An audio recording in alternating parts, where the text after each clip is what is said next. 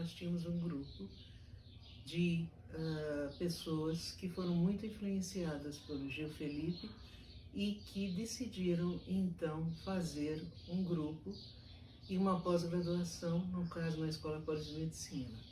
Nós então éramos muito frequentadoras de cursos, de congressos, e íamos praticamente todo ano. Dentro desses vários congressos que nós fomos, eu destacaria o congresso, por exemplo, de Pelotas, porque não só pelo fato de que ele foi um congresso de botânica em si, em que as pessoas se comunicavam, se encontravam, trocavam ideias, e para os alunos foi, como eu, era uma experiência muito rica, muito enriquecedora, mas nesse caso específico do Congresso de Pelotas, era dividido de tal maneira que você tinha um dia de congresso tradicional. A gente entrava nos anfiteatros, tinha palestras, tinha exposição de pôster, e o dia seguinte era dedicado inteiramente a conhecer novos lugares, conhecer biomas, conhecer churrascadas. Era muito interessante. Eu acho que é um tipo de congresso que se poderia pensar, talvez para um século XXI, intercalando talvez com uma coisa digital, mais nesse sentido. Outro congresso que eu destacaria, porque como eu falei, nós éramos um grupo e íamos sempre juntas, eu destacaria nesse grupo, por exemplo, Algoiano, Iroco, e principalmente mais ligada à minha área, fisiologia vegetal, a Lilian Zaidan e Roseli Sharif. Eu destacaria uma que, como alunos que nós éramos, a gente queria mais um custo-benefício mais adequado a alunos. Então nós fomos para o Congresso de Garanhuns fazendo diretamente São Paulo, Garanhuns, sem fazer baldeação em Recife. Foi uma experiência que nós conhecemos realmente o Brasil. Ir direto, sem parar em lugar nenhum, de grande cidade, fez com que nós atravessássemos, por exemplo, São Francisco. Parece que atualmente existe já uma ponte, mas nós fizemos por balsa, uma coisa demorada, uma coisa que tivemos que ficar muito tempo naquela região. E também no trajeto final, em Pernambuco, nós tivemos a companhia de galinhas, de vários patos, de ovos voando para cá e para lá.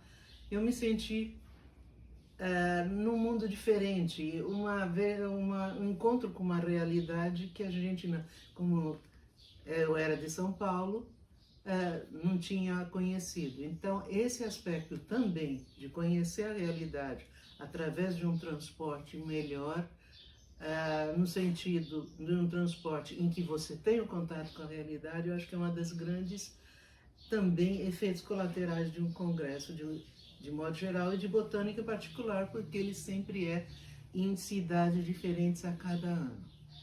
E, finalmente, eu gostaria de comentar também um fato, assim, pitoresco, vamos dizer, no mínimo. Quando eu passei a ser docente da Unicamp, eu ia nos congressos, mas não subi muito de nível. Nós fomos também de ônibus de carreira.